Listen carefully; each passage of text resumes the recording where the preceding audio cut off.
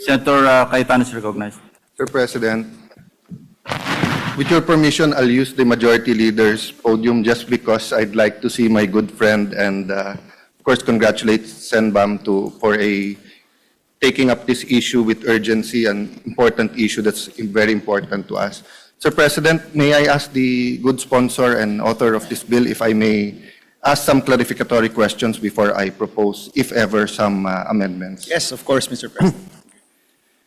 Well, Mr. President, my good friend Senator Bam, this is an issue very close to me. When I was elected as Congressman of Taguig Pateros in 1998, ang aming shifting was 6 to 10, 10 to 2, 2 to 6. Tatlong shift. At that time, umabot ng 60. I think may classroom pa na almost 70, no? So yung shifting wasn't even 40 per classroom. And maraming schools walang tubig yung banyo.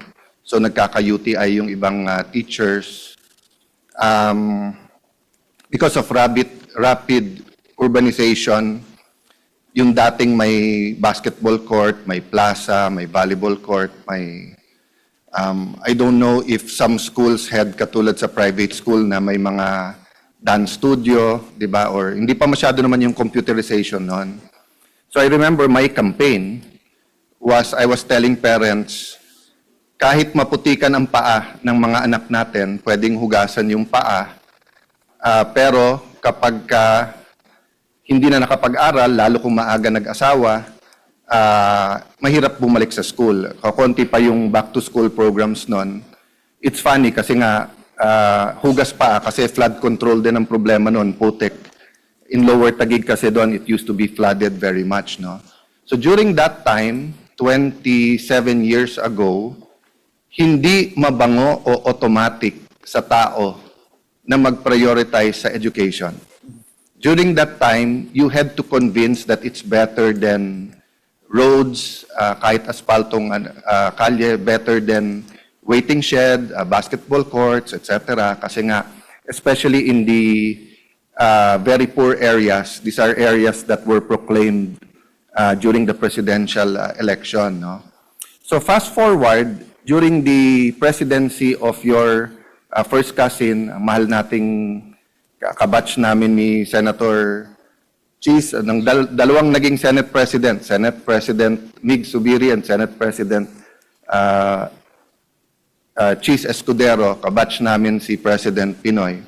And halos na fill yung gap since the EDSA revolution, which your auntie naman did something very good, which is to give free high school. People forget that before the EDSA revolution, may bayad yung high school. Kaya yung mga politiko noon, may scholarship sa high school, kahit notebooks, etc. Ang problema, hindi sumapat ang pondo or hindi na ilagay ang pondo for the additional classrooms.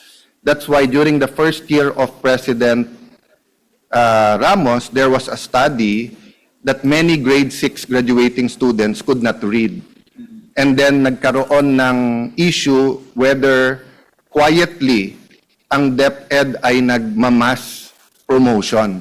No, this is all on the record. I think it's already on internet, especially with AI. But several reports to. That's why nga yung unang EDCOM, very basic doon. Ito yung naging problema. The world was pressuring us na mag K-12, and there were only, I think, 2 or 3 countries na hindi nag K-12. But I think there are 3 or 4.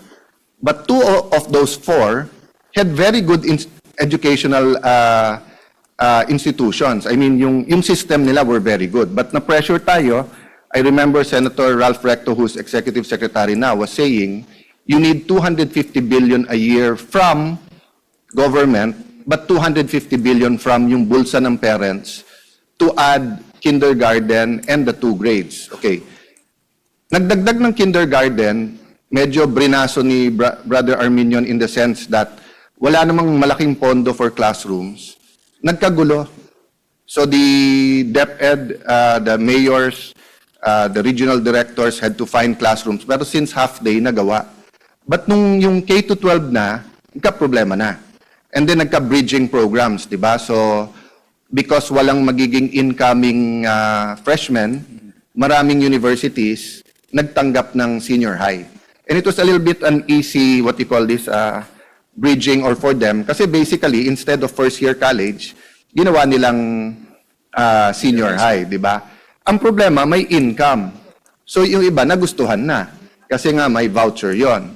Tapos yung ibang high school naman, for example, sa amin, let's say Signal Village National High School, wala na talagang space eh. At that time, we weren't making 7-story, 10-story classrooms.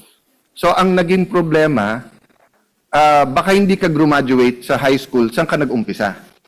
And that's part of, although may mga transferees, di ba? But that's part of of growing up eh, di ba? Kung lasalista ka, doon ka, or tenista ka, taga St. Jude, taga whatever high school you are, di ba? Upper Bicutan National High School. Parang kung hindi from elementary, from high school, at that time kasi martial law until FBR, hindi lahat ng barangay may high school. Pero, sorry, most places had elementary schools where you can walk to, but hindi high school. So, yung kaklase mo ng high school is not necessarily yung kaklase mo ng elementary school, di ba? And then, it's a new beginning kasi doon ka nagdadalaga, doon ka nagbibinata, di ba? But yun nga, nagkahiwalay ngayon. And usually, iba standards. Sometimes better, sometimes worse. So, it was, to be fair to President Pinoy, until his last day, they were really putting in the funds and everything. And to be fair to President Duterte, he was convinced by Secretary Liling not to scrap the K-12. Until the pandemic, medyo okay tayo. But three things happened during the pandemic. One, yung mga private schools hindi na rin kinaya, nag-close. So dumoble so not only the normal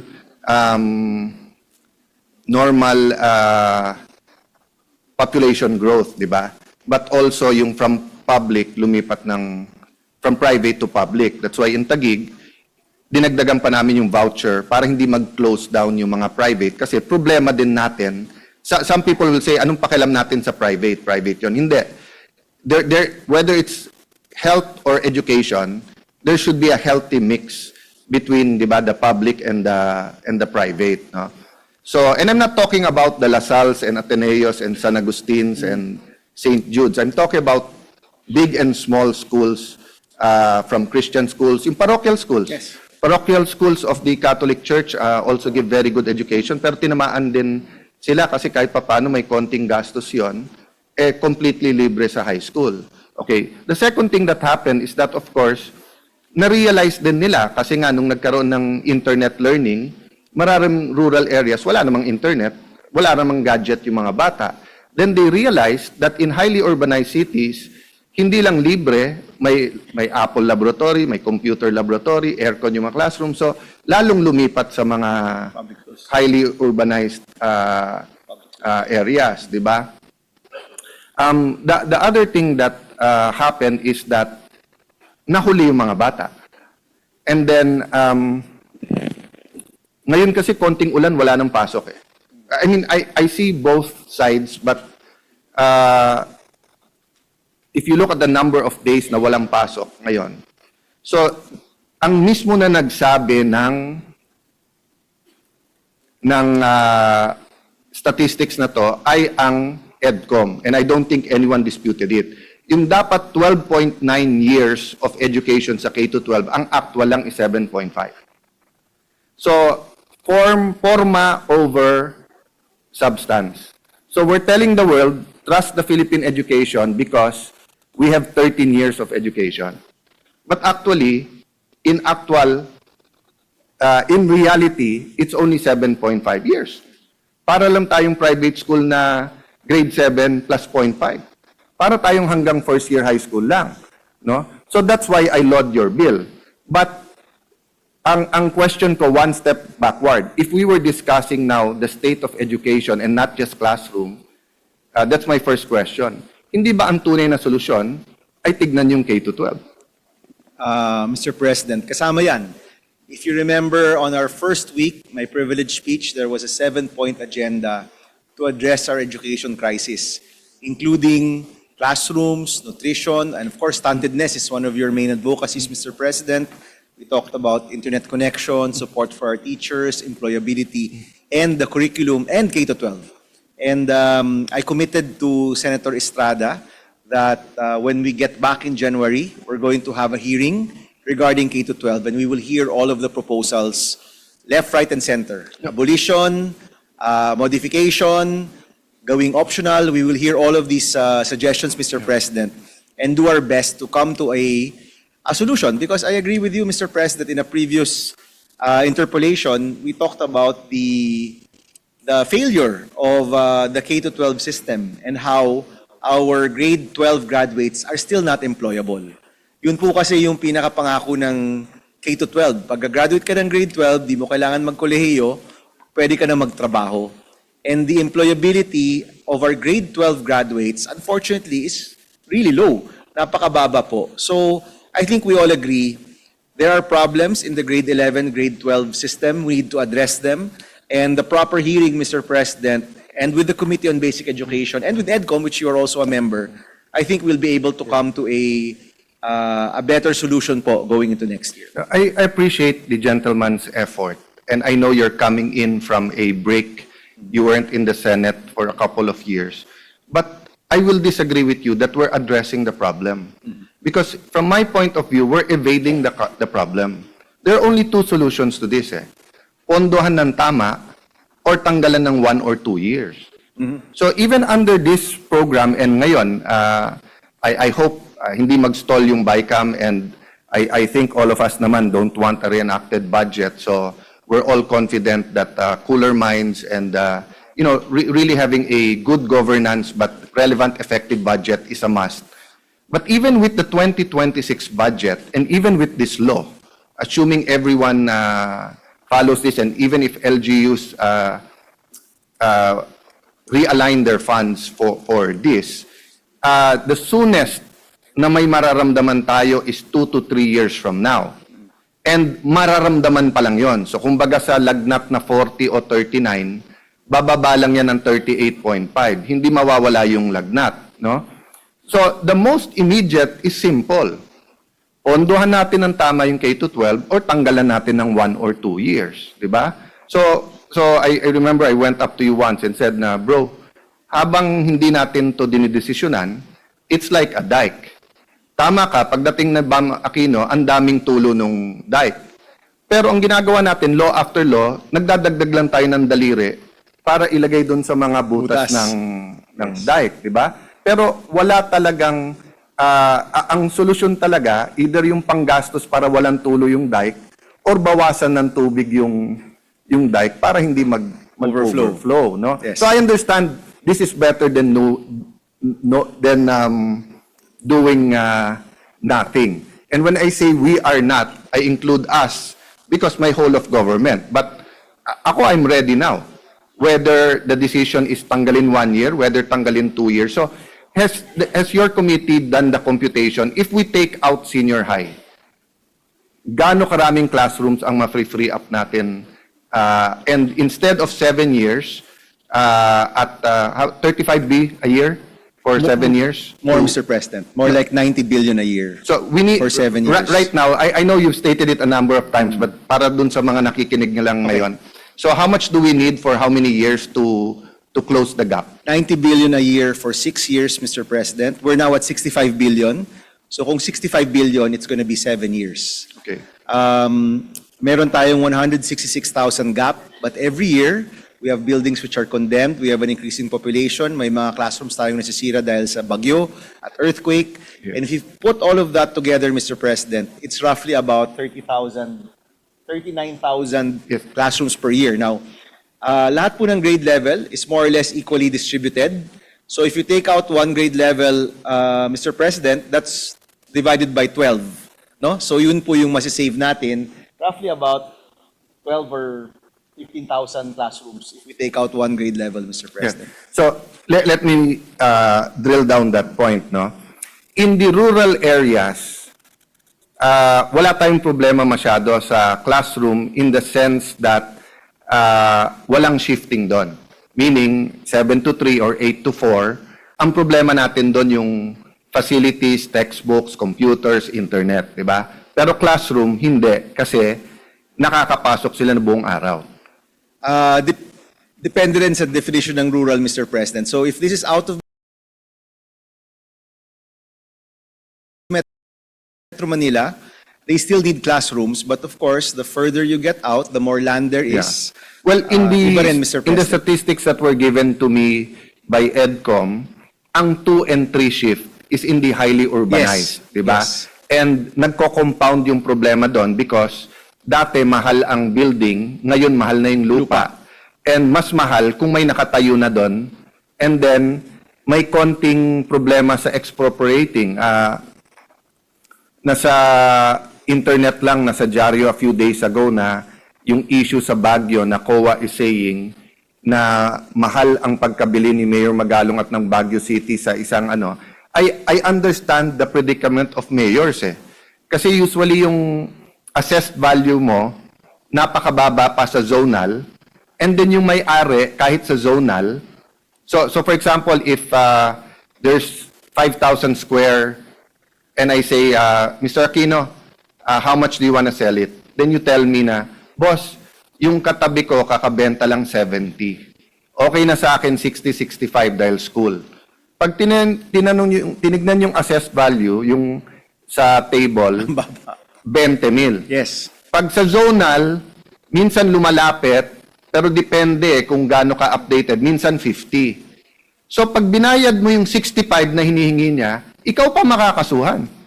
Di ba? So that's one thing I'll ask later on na do we address that in the bill? But so it's not as simple as when it was in 1998, which is ang daming lupa, wala lang pera para sa classroom. No, Mr. President. Land is definitely a problem, Mr. President. But for this year, ang laki po ng gap, 166,000. For this year, what we've allotted for about 30,000 classrooms, that will probably go to the schools where there's already available land, condemned buildings, condemned classrooms that need to be replaced. So palagay ko, Mr. President, case-to-case basis, but most of the ones who will receive classrooms this year, maybe hindi pa ganyan kalaki yung problema sa lupa. Once we get to the 3rd or 4th year, Mr. President, dyan na mas magiging seryoso po yung problema. I appreciate your wanting to be precise kaya yung definition ng rural. I will rephrase it, di ba? Obviously, doon sa mga one shift na hindi lumalampas ng 50 sa loob ng isang classroom, Yes. wala ang problema masyado sa classroom. Yes, Mr. President. Diba? Kasi just by the name shortage. But doon sa 2 shift, lalo na sa 3 shifts, diba na 4 hours na lang sila sa isang araw, may problema tayo. We also have, Mr. President, mga one shift, pero kulang na talaga yung classroom nila. So nagka-classroom na po sila sa covered courts, nagka-classroom na sa hinahati nila yung classroom into 2. There was one area, Mr. President, na napuntahan ko sa Quezon, sa gitna ng 2 building, nilagyan nila ng bubong, ginawa nilang classroom. So that's why I qualified it na walang shift or one shift, pero hindi lumalampas ng 50 sa isang classroom, di ba? Kasi Yes. pag lumampas na, yung sinabi mo, hinahati, Yes, nasa Mr. labas and everything. Okay. But ang pinag-uusapan natin, Mr. Chairman, tama po ba, Mr. President, yung palang basic classroom, ha? Hindi Yes. pa natin pinag-uusapan laboratories, computer science labs, computer labs, auditoriums, you know, everything that makes the best of our private schools effective and relevant. Hindi mo basta-basta mahanap ngayon sa public school yon. Yes, Mr. President, to be specific, what we're funding are the classrooms, the common area in a building, which is the corridor, and the restroom, Mr. President. So you will agree with me, Mr. President, that even assuming we get a presidential and congressional guarantee that we will triple, we will do 270 billion a year for the next 3-4 years, it's a major part of fixing our education. It's a major part kasi foundational siya, may classroom ka. But then lulutang yung ibang problema na yung ibang private school may TV na, may projectors, di ba it's supposed to be parang textbook din eh. Ngayon ginawa na lang 2 ang Tracking. yung track, di ba? When we passed this law, we were sold the idea na katulad sa US. So pag sinabing halimbawa automotive, meron schools na high school pa lang, basic automotive, may equipment, tapos baka may driving school pa doon. Pag sinabing pananahe, may tela, May sewing sewing machine, may lecturers, etc. Di ba? Pag sinabing sports, parang yung national, ang layo ng pangako. Malayo, Mr. Sa- President. And if I may, Mr. President, mas simple pa yung problema. It's not even the facilities, it's the teachers.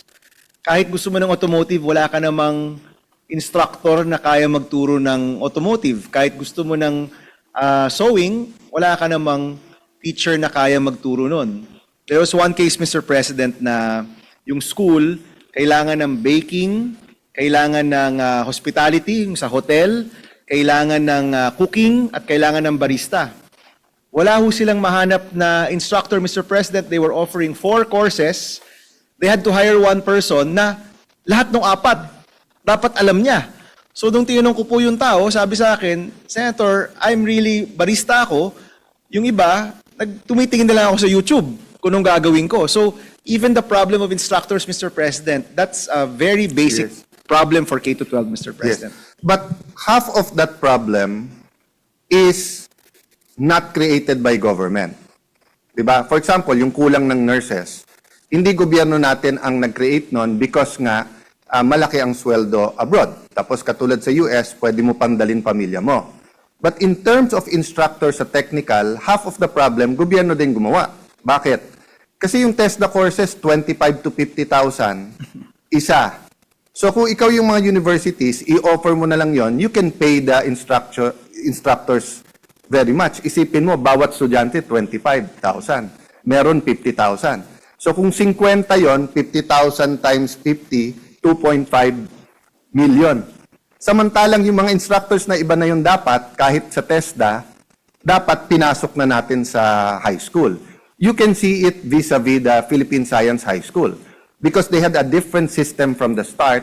I'm not saying na per se it's all about money, pero per capita, I don't know right now, but when we did the K-12 study, parang times 3 o times 4 yung per capita spending for an ordinary student sa DepEd sa doon. So syempre, kung saan mas malaki yung per capita at saan mas malaki yung opportunities mo for personal growth, development, lilipat ka doon.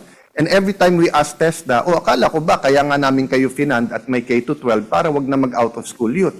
Ngayon may 3-year course na rin yung TESDA, so parang graduate ka na nga ng high school 2 years later, or mag-out of school youth ka after the junior high school, and then magte-TESDA ka, humaba pa din ang TESDA, and then although may scholarship, lalong nagmahal na dapat sa elementary at high school pa lang, kasi like tayo, panibasa, we went to a private school, yung ating practical arts, tapos sa ibang school, may 1 semester, may 1 quarter, kasi by quarters, mag-exchange ang babae at lalaki, di ba? So like kami, let's say kung basketball, but may 1 quarter lilipat, magba-volleyball kami. Tapos kung practical arts, may 1 quarter, mag-home economics kami. But very basic yon, yung mga electronics na soldering, yung mga craft na yung eggs ay gagawin mong paperweight, di ba? Yung, of course, yung mga drawing for those who want to go to engineering, di ba? But unfortunately,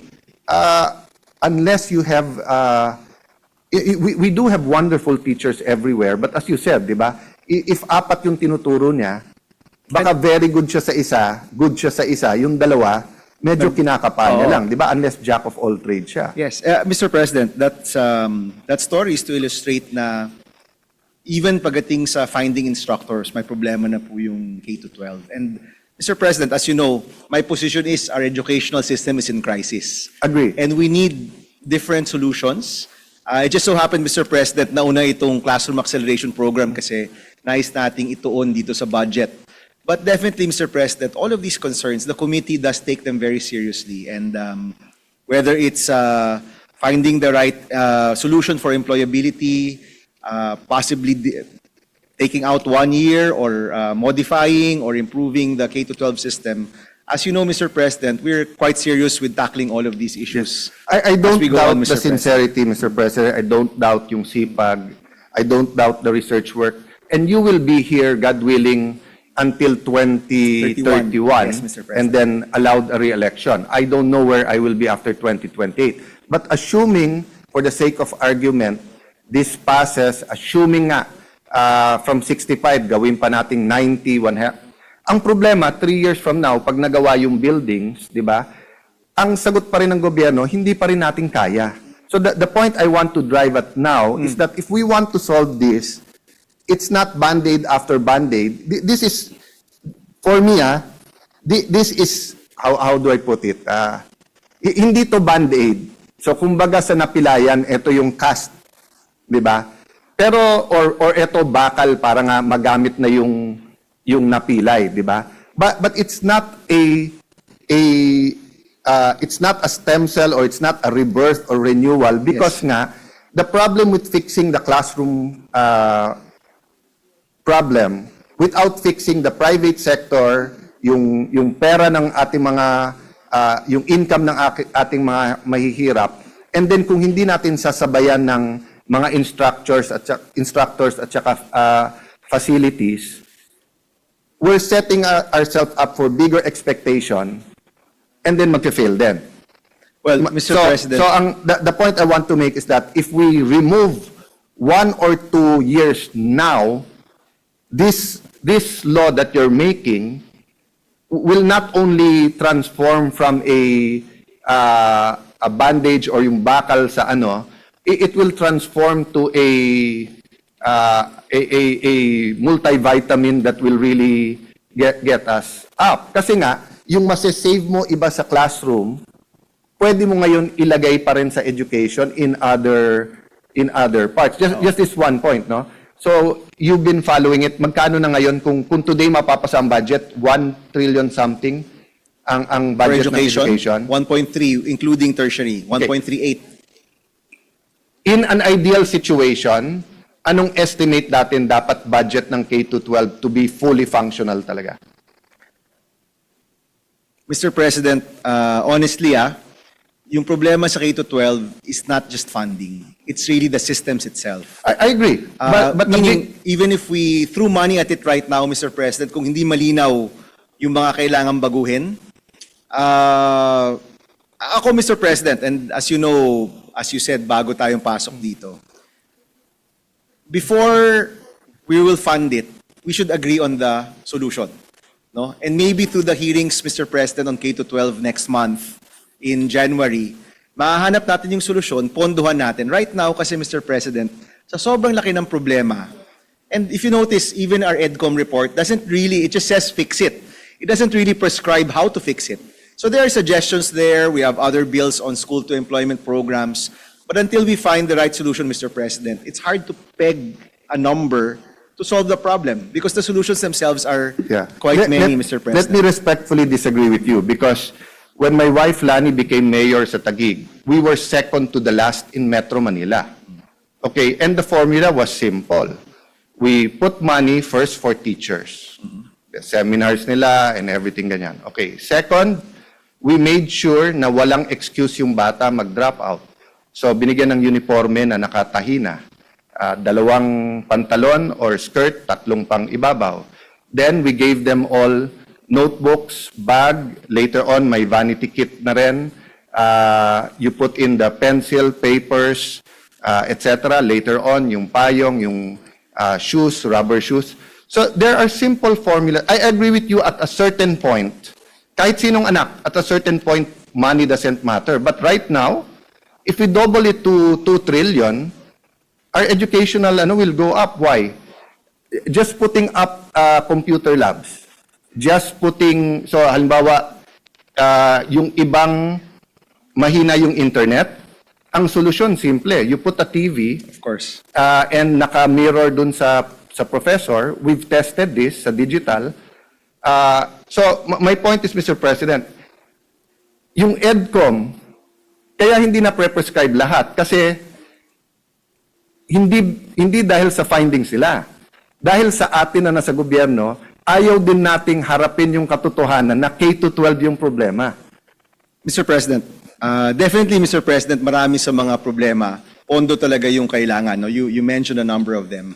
Pero pagdating sa K-12, tatlo kasi, Mr. President, yung may grupo na gustong tanggalin, may grupo na gustong i-retain, at may grupo na gustong i-reforma. No? But yung specifics yan, Mr. President, at least reading the EDCOM2 report, hindi pa rin wala pa rin consensus talaga on what we should do. And I think, Mr. President, I know you're part of EDCOM as well, we can go into that in January. At pag nahanap natin, Mr. President, kahit masakit na katotohanan na haharapin natin, let's push for the real solution, Mr. President. Mr. President, theoretically, this is the third EDCOM. Diba? I filed for a EDCOM 3, and difference is that dito commissioners na yung tatlo, Ched, but we chose to extend. EDCOM 3 na to eh. They tell us the same thing. Diba? That we say priority natin ang education. I'm not talking about you, I'm talking about the whole of government, Mr. President. Obviously, you're standing there because priority mo. But hindi natin priority as a nation. So, ang mga magulang sasabihin, mangungutang na ako, gagawin ko na lahat, basta't uunahin ko education ng ating anak. Ang gobyerno, baliktad.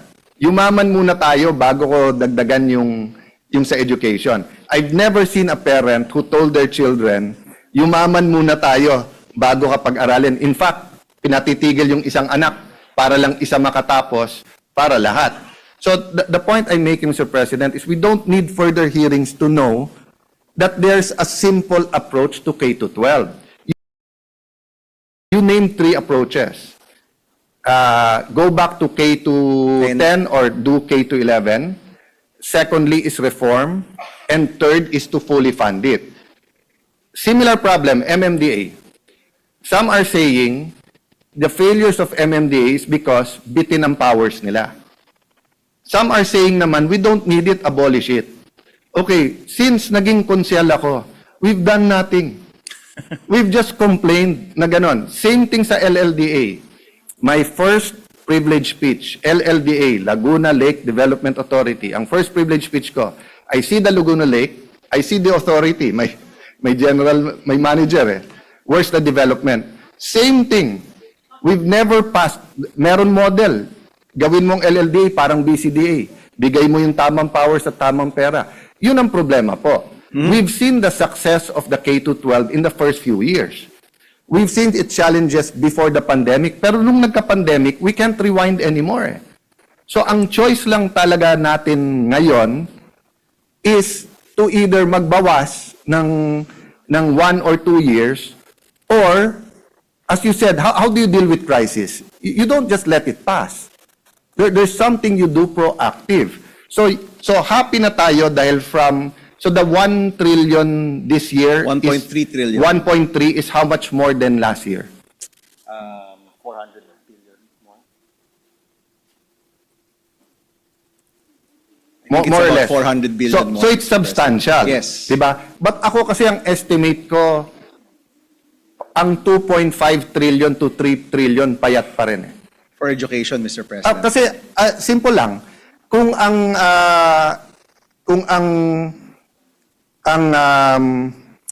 Philippines high school is 3 times to 4 times yung per capita. Of course, there are other factors. They're the best of the best. Exam pa lang, you get the best. But assuming, I agree with you, hindi pera lahat ng solusyon. But assuming that's the major factor. So if Philippine science is spending times 3, times 3 mo lang yung last year's budget ng 900, that's 2.7. Diba? But as you said, even if you give the 2.7 this year, let's say bibili ka pa ng lupa, itatayo mo pa. Even if we buy the equipment, itre-train mo pa yung teachers. But ang sinasabi ko lang, Senator Bam, I'm a little bit older than you. Diba? Senator Enrile passed away this year. I could not really imagine, isipin niyo po, tayo, we went through 1 pandemic in our life. Siya, 2. Oo. Yes. Tayo, we went through EDSA 1, EDSA 2. Siya dumaan sa panahon ng Hapon, dumaan sa panahon ng Kano, sa Commonwealth, sa martial law, sa gano'n, di ba? But And I know him enough kasi I grew up na mentor siya ng dad ko at I could go to his office. But I really don't know in his heart what have been sadness. Ako, I can tell you what my sadness is if I die tomorrow or 30 years from now. If I'm still in the Senate and we're still discussing the same thing. And the problem is, we are discussing the same thing since 2013, 2014, which was 11 years ago. I mean, now, the difference is more people are listening to you now. More people are listening to us now. But not enough eh.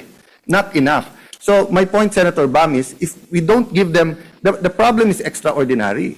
So if we don't give them an extraordinary solution, this law will do good.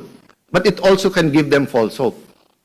Mr. President, I think we're pretty clear that there's a 7-point agenda to education. The problem is huge.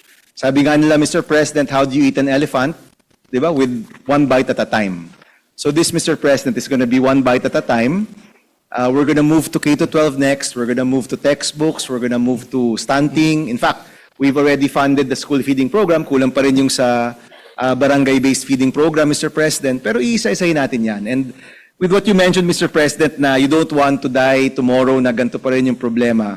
Or 30 years from now. Or hopefully 30 years from now, Mr. President. I think we will continue to try to reform this, Mr. President, find the right solutions, or we will die trying. I thank No? you for your patience, but let me just drill that point one more. Yes, Mr. President, go ahead. You mentioned eating an elephant, di ba? Did you notice na sa mga carnivals or even pagka pinapakain yung mga elephant sa mga zoo, did you notice may tali sila and then a small peg sa ground na kayang-kaya nilang hilahin yon but hindi nila ginagawa? Have you noticed that? No, Mr. President. Okay. So take a look at yung yung mga elepante. So wherever that's connected, tapos may tali, tapos may peg lang parang sa tent na nasa ground. Okay? The reason for that is when they are children, when they're very young, I don't know what you call a baby elephant, no, but nung pag baby pa sila, tinatali yan, let's say sa puno. So kahit anong alis nila, hindi.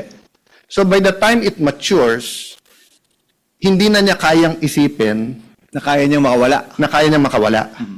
So that's why if you hindi mo inabot sa tuwing Saturday ng umaga yung Tarzan, Okay. kaya pag nagagalit yung mga animals at kay Tarzan at gaganon yung elepante, dun lang nahuhugot. At pagka gumanon na yung elepante at nahugot, na-realize niyang wala, dun lang siya tatakbo. Pero habang nakatakbo yon. So I just want to drill down that point. Na yun ang problema natin ngayon. We're like that elephant. We're doing many things. We're in the carnival, tinitignan tayo. Yes, the lion is the king of the jungle, but an elephant is an elephant. But until we do one of two things, go back to K-10 or 11 or fully fund K-12, hindi masosolve yung problema. We will improve ng konti. Di ba? But ang problema kasi dun sa eating the elephant one bite at a time, I agree with you. But the problem is, katulad nito, for the next 3-4 years, kung ano man baba na ang baksak ng grade natin sa educational system, you'll have one generation or one 10-year gap na ganun yung aabutin ng mga Yes. bata. Di ba? Same thing sa stunting. So kung ngayon 27% ang prevalence, if we don't do something radical in 2026, and I don't see that in the budget for 2026, kung bumaba man, maging 25, 1 out of 4, masa-stunt. So ganun na yung school system natin, tapos may 1 out of 4 ka pa na sa stunt, it gives us such a grave, It's a grim picture, Mr. President. But So one question lang, tapos baka wala namang amendment. yes, Mr. President. So if the LGUs have their own present system and will use their own money now, will this bill affect them? Yes, Mr. President. They can draw on this fund and use the funds that they have to augment. But nothing in this bill naman will hamper Oh, of course not, Mr. them if they have their own PPPs, if No, they have Mr. their President. own So it's really meant on if they need help going there. Yes, Mr. Okay. President. I said last, but last na last. Yes, Mr. Can we put something in and subject to the right words of simplifying it, or in this bill is there an office in DepEd na as you said, di ba, yung to make it simple, for example, no, let's say the LGU has money or has target land. Pwede bang isa na lang sa DepEd ang bumili? So, God willing, hindi siya mademanda.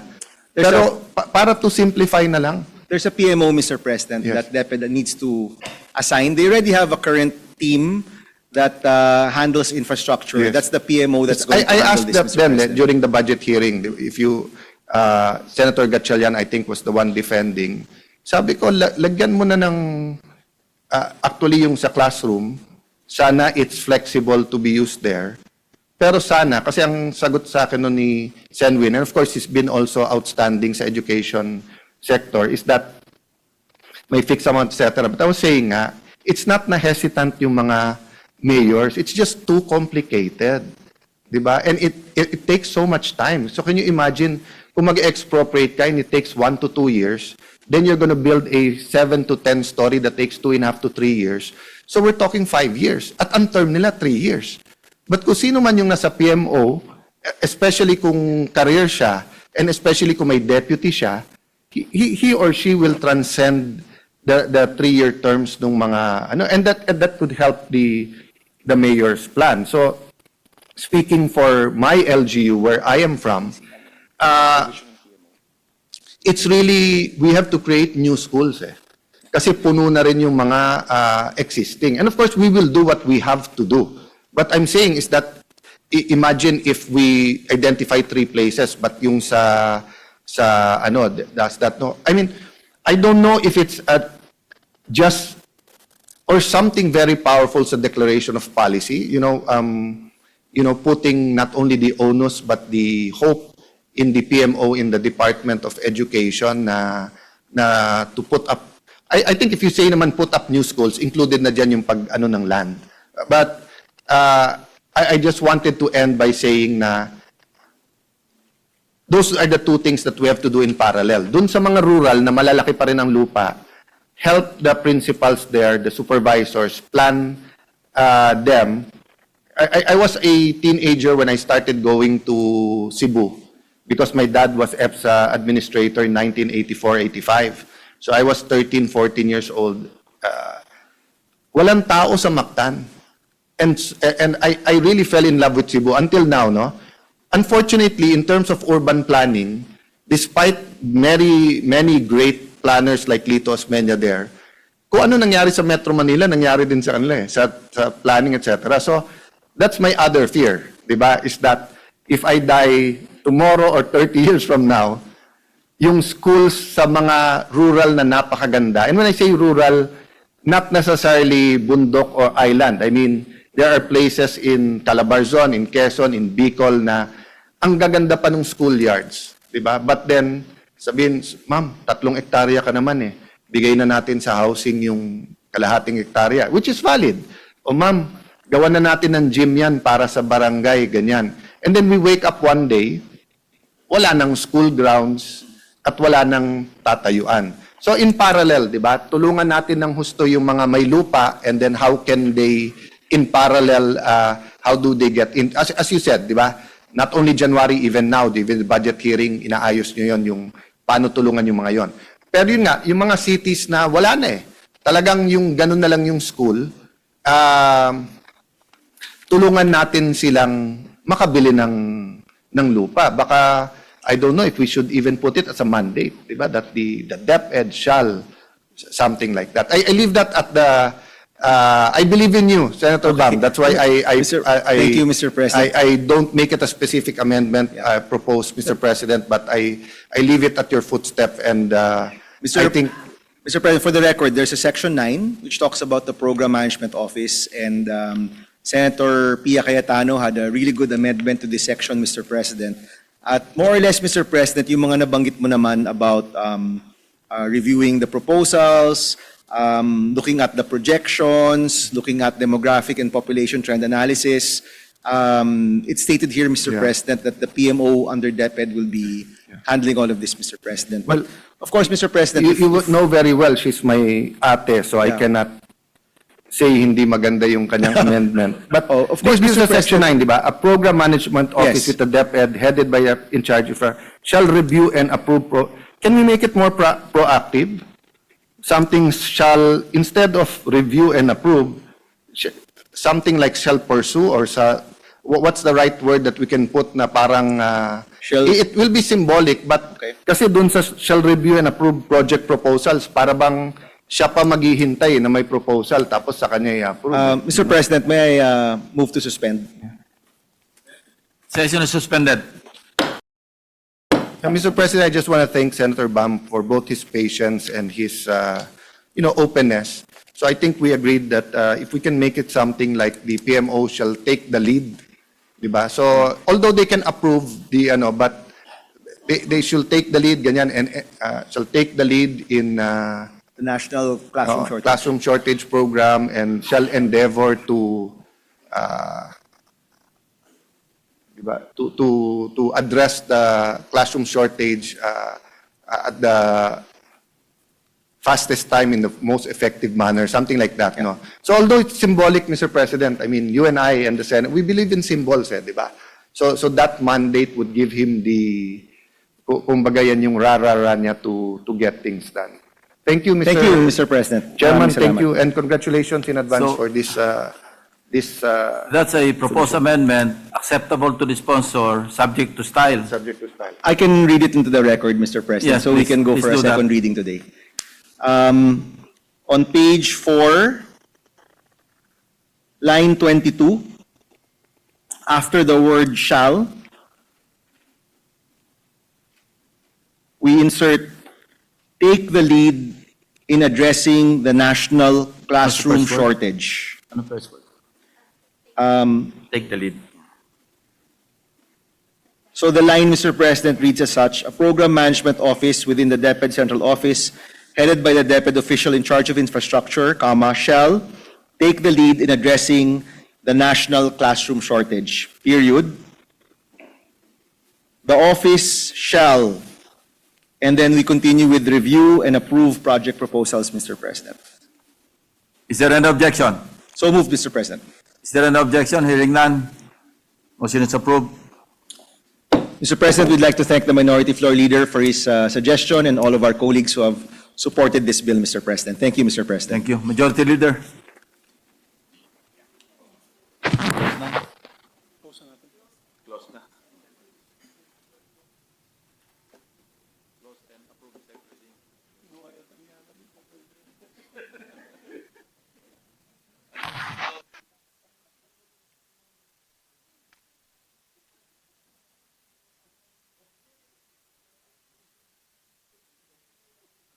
Thank you very much, Mr. President. Yes.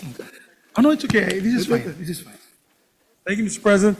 I move that and we'd like to thank the Minority Floor Leader for all the amendments and suggestions he gave earlier. And with that, we move to close the period of amendments for Senate Bill number 1482. And so moved. There's a motion to close the period of individual amendments of Senate Bill number 1482. Is there an objection? Hearing none. Motion is approved. With that, Mr. President, I move to approve on second reading Senate Bill number 1482 under Committee Report number 6. I so move, Mr. President. An objection? Hearing none. Motion